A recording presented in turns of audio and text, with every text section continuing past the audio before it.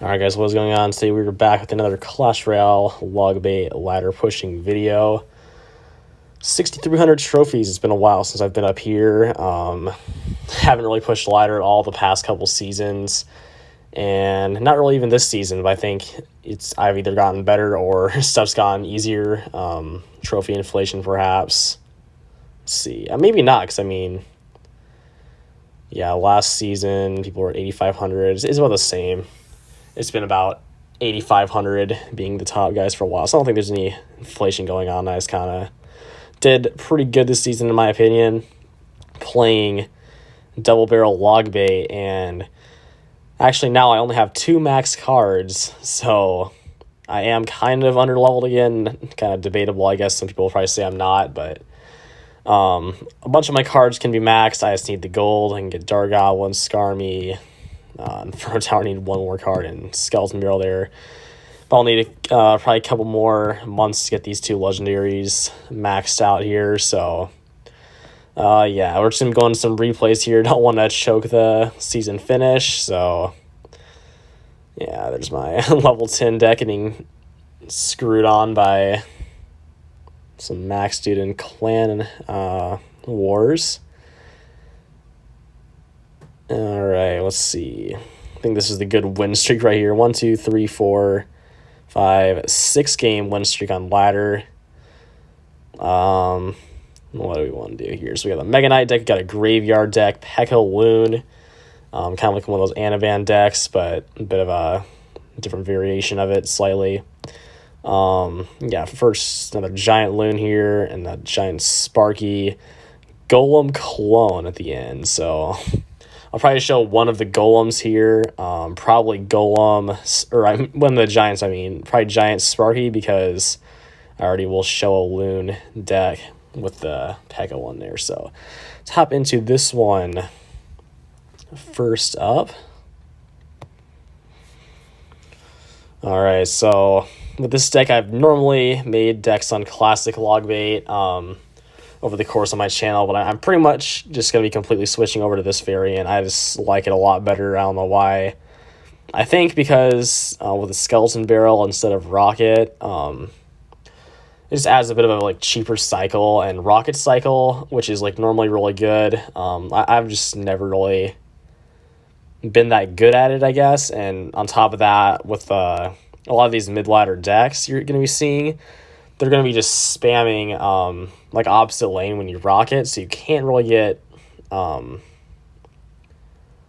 whole lot of value out of rocket cycling, at least for my abilities.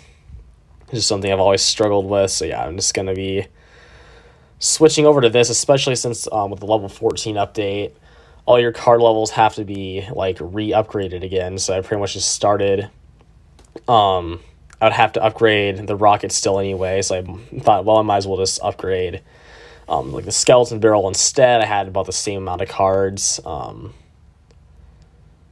same amount of time it would take to upgrade all those, so I switched over to this variant. Most of the cards are the same. You can see the Dark Goblin there. Dark Goblin, just so much better than, because I'm pretty sure the only difference here is I have, yes, Skarmy for Goblin Gang.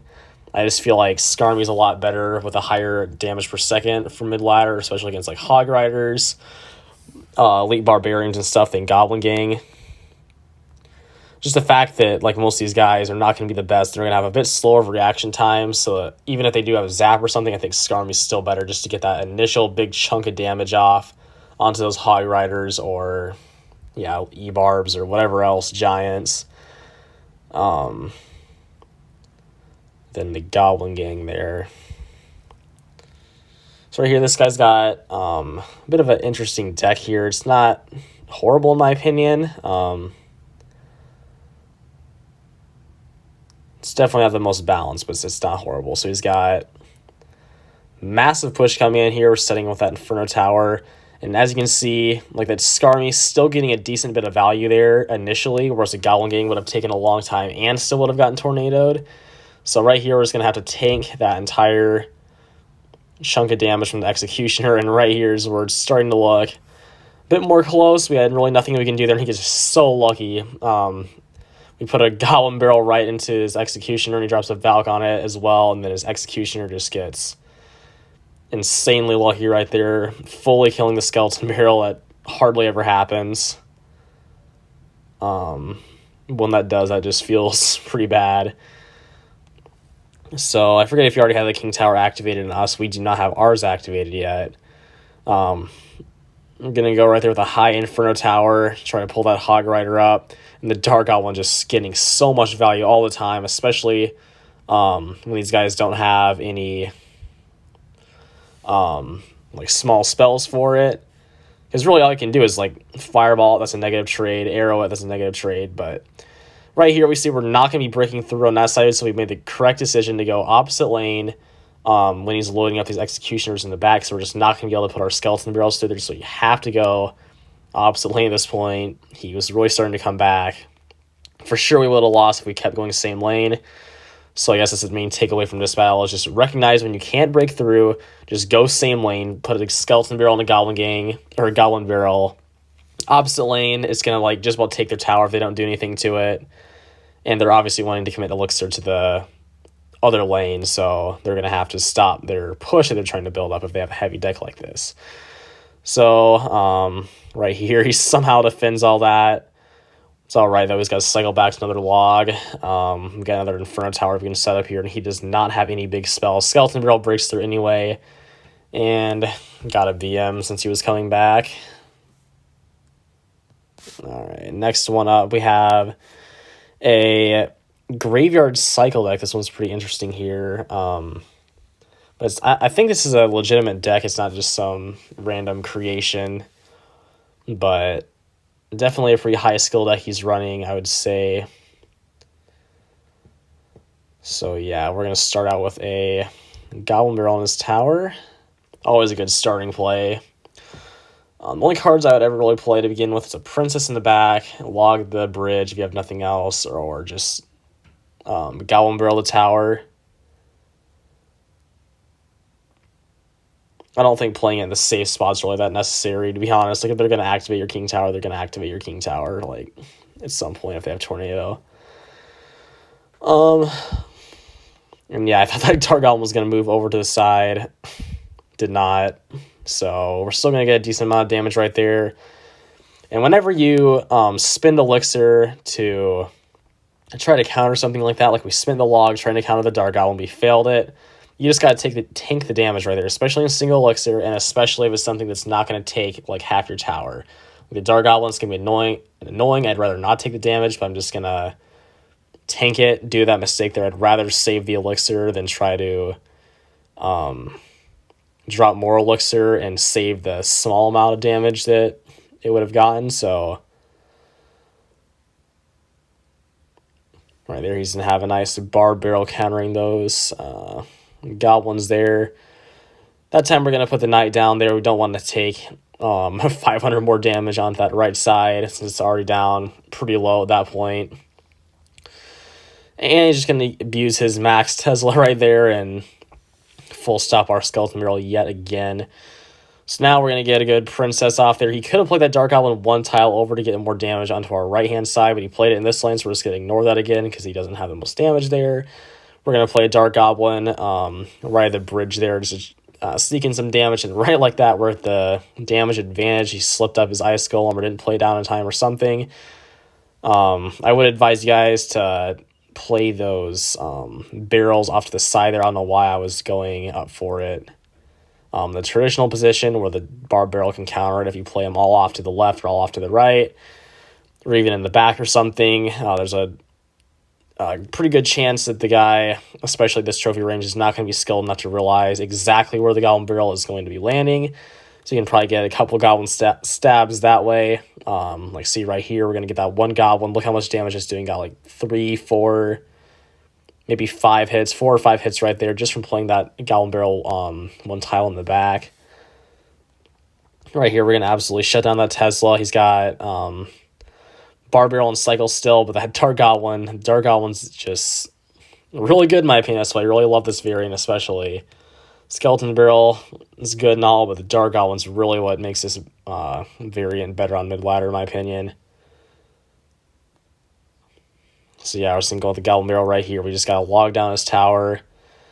But yeah, it actually did get a bit concerning here to that Dark Goblin. Thankfully, that was Dark Goblin was able to be taken out by the log while we were trying to log the tower there, or else that might have been a pretty bad finish to the battle right there. So yeah, there we go. On to the next one. We have this Pekka balloon deck. It's pretty similar to the Anaban deck. I'm pretty sure there's some like weird catch to it. Yeah, he has a witch in it. I think he has a witch instead of like baby dragon or something. I'm not sure exactly. But he's empty spinning our skeleton barrel, so we can just completely counter the Pekka there with the Skarmy. Of course, we got a guy here playing Pekka in single elixir. He's getting a balloon at the bridge right there to support. I mean, and to be honest, it wasn't that bad of a play, but it's just such a stupid play because more likely than not, if I was like any other player with any other deck, I'd be able to counter that better, but we just got unlucky there. Had to tank a big hit from the balloon, but if you can see, we are in the lead, though. Since he spent all that elixir on offense right there, so... The skeleton barrel at the bridge. He's going to go with a witch. We're still going to get that connection and the drop damage, so pretty good. Skeleton barrel there. Always just want to go princess off in that spot right there when he got a witch or something like that coming.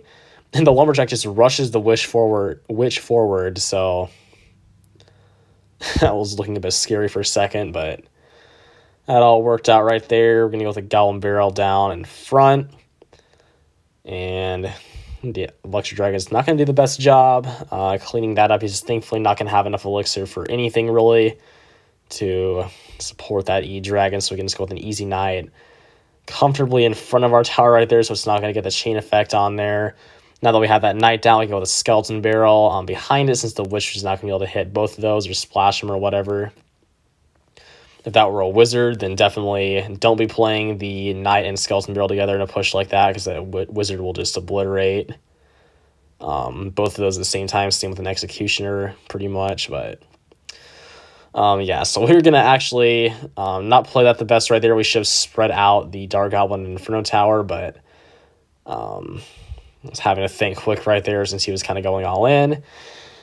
And we are already having a tower down, so we're just pretty much doing all we can to defend right here with 38 seconds left. We have even the damage advantage on the other set of towers there on the left side. And I thought he was going to go with a lumber loon right here, but he didn't have enough elixir, so I spent too much right there. But we're still somehow going to be in elixir advantage, and this guy's just been spamming the whole time. Going to play a Pekka right there. Like at this point, like if you're in his position, just play the Pekka at the bridge or something at the opposite side and just go all in. You don't want to be worrying about defense, because no matter what, you're not going to win if you don't get the tower down. So you've got to put all your energy into getting that tower down. But yeah, it still most likely would not have come back even if he did drop all of his elixir into the right lane. So yeah, good game there against that Anaban deck variation. So yeah, we're just going to skip this one here. I'd say it's a decent counter. I mean, he had arrows and zap, but we have Princess and Dark Goblin for the minion horde. Inferno Tower, Dark Goblin for the balloon. It just wasn't that big of a challenge in my opinion. Yeah, so now on to this one right here. I forget if it was that one, the prior one that I'm skipping over, or this one, but I had... One of these games, I had some guy just absolutely full send me first play of the game and just take my tower, and I somehow came back. I might actually show that one, because if it's not this one, then I just remember now. I'm pretty sure that last battle that I skipped over was like the comeback of the century here. So... Gonna have a decent defense right away right there. And just set up probably the skeleton barrel to bridge, since we're at even elixir right there, and he's going to go with Sparky in the opposite lane. So I mean, it is Giant Sparky with pretty much the same, it's pretty much the same deck as the previous one with the Yeah, I think I'll just play the previous battle and just play it like at ×4 speed. I forgot I can speed them up in replay mode here. So, yeah, so this is not looking that good. The Sparky's just there, just unable to shoot for some reason. Just everything that's trying to shoot is dying. So, I forget if, no, we were able to get the knight down. So this was not the battle. It was the last one. So I will show that sped up here. So he's going to go with the Hog Rider here. We have nothing for that. We're just going to have to go with the Dark Goblin in the back. And just imagine if this were classic log bait. Because instead of Dark Goblin and Skeleton Barrel, you have Rocket and Ice Spirit. So I would have had nothing there. So the Dark Goblin just really comes in handy for kind of like desperation situations like that. And just super sneaky on offense. I was getting little bits of chip damage here and there. Super annoying for the opponent to counter. And yeah, as far as whether you should use Valkyrie or Knight, I would definitely recommend using Valkyrie, but my Knight is just way higher leveled, and it would take a long time for me to get the Valk maxed out, or at least longer than the Knight, so I was just like, well, might as well just use the Knight. I've been using it for long enough, but yeah, if you guys are starting or have them at equal levels, definitely choose the Valkyrie, especially on mid-ladder, if you're wanting to play this deck. It really is a matter of like personal preference, but I would say like overall the Valk is a better option. So he's gonna go with his Valk right there. If we had a Rocket, if we were playing classic log bait, that would be quite nice of a defense right there. We're gonna have to go with a Dark Goblin right now and pretty much just sacrifice a Skarmy to try to get those minions off the Inferno Tower. Gonna have to sacrifice a Knight there as well, but thankfully he's like playing into the lane where he has no damage, so he's gonna even out his tower damage about there with that one hog hit. But we're gonna go all into the opposite lane. We see that Sparky in the back. We're not gonna be wanting to play into Sparky, so gonna make him go there with 4 elixir with that Valkyrie in opposite lane. I think he might have had to spend something else there because now we're up a lot on elixir. Can just go with Dark Goblin in the back there to clean up those bats. And then I'm pretty sure he has no small spell or spell in general maybe. So right here we can sneak that Inferno Tower in front. That was a bit risky for us to do, but it did pay off. We could have just waited for the princess to... Oh yeah, he has Fireball. We could have just waited for the princess to take out those minions and then Skarmied on it, since yeah, he doesn't have Zap or arrows or log or anything like that. So he's going to waste his Valk here. We see that. So now we know we can go with a good old Goblin Barrel on the tower. Unfortunately, those bats are going to take out my Dark Goblin there. And yeah, we did not take the opportunity to go with the Goblin Barrel there until it's too late. It's Skarmy back in hand. And yeah, once again, for like why I would use this deck over Classic, the Skarmy just adds another really good answer to like a log bait or just bait in general. Always, you can just use your log against princesses if you're facing a mirror matchup or just another log bait deck. And then you can always just use your Skarmy to take out the Goblin Barrel when it comes to your tower. So this deck, yeah, definitely does counter Classic Bait as well. So this match was pretty dang easy. Just had to really watch our elixir, not overcommit. Just play smart, play slowly, and we're going to get the win here. Just got to cycle 2 logs or get a... Oh, it's overtime anyway, so... That is going to be a good game there. And yeah, we'll speed up this one. Basically the same deck, except he had like E-Barbs instead of Valk. So right away, I'm pretty sure he just went all in with E-Barbs, zapped my Skarmy since I had not really anything else better to do. Takes my tower. And this is why you don't give up here. This is why you don't give up in this game. Especially if you're playing someone with a terrible deck like this. That usually means they don't know how to play the game that well. If they're just using some stupid deck like this, this low on trophies. If you can just catch them off guard like this, get them overconfident or whatever, you can for sure just play smart, come back, And look at that. We're already in a damage advantage. Not even in overtime yet. And he even has Skarmy and arrows and a minion horde there. So if you guys want to slow that down and see what I did, you can sure do that. But that was just prime example of why you don't give up. And then we have one last game here. Good old Golem clone. With his two or at least two spells that encounter Goblin Barrel as well, with the Fireball and Zap. No idea why I had Bomb Tower in here. Or I guess Fireball either, but, you know. He's just going to go with the Lumberjack in the back. We're going with the Princess in the back, and we're just going to go with a Skarmy on there. Could have zapped that, but nope, he's going to go with a Bomb Tower in the middle, so... As you can see, we're not dealing with the most skilled opponents. I don't want him... That Bomb Tower probably would have clipped the bottom right Goblin if I played the barrel on the tower normally, so I played it all off to the left there. He once again did not zap. He played minions on that, so... the Dark Goblin's going to be able to chip out the Bomb Tower there. It's looking pretty dang good for us already, but do not be fooled. This is Golem clone. They don't have to play well whatsoever. They just got to wait till... Well, most Golem clone players just Golem first play. But I'm pretty sure he didn't have it in hand or something, or else he was just being a bit smarter than most Golem clone players, and he's going to wait till double elixir. And yeah, do not be fooled. They can just come back in one push and just 3-crown you, even if you have pretty good defense. So we're still going to be wanting to make sure to get lots of damage here. Not be over-aggressive for sure. Do not be over-aggressive. But make sure you are using the Skeleton Barrel, using the Goblin Barrel, making them defend, being in control of the match during single elixir there. So we're going to get really good damage right there. We're exactly where we want to be. Just a little bit more damage to take the tower. Most likely, he will be getting a lot of damage here with the Golem push.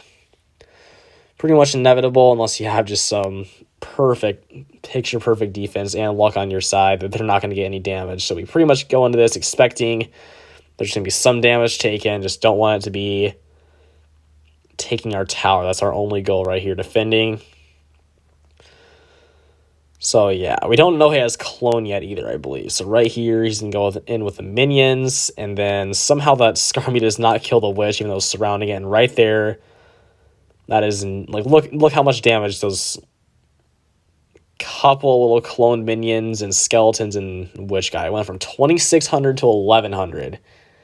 Just from like 2 or 3 cloned minions and the witch and skeletons all raged up. That is the most annoying part about Golem clone. So thankfully, he did not clone until then, or else it would have been some pretty bad problems right there. So that is all the time there was in the match. We already got his tower down because we did the right thing. We were being aggressive in single elixir on him. Took that tower down. Held on for dear life and defended that clone push, and that is it. So that's how we got to 6,300 trophies. Yeah, once again, I'm not going to be pushing for 6,600 maybe next season. I don't have enough time right now. Yeah, I'd say that's a decent place to end off for this season. So, be seeing ya sometime shortly here.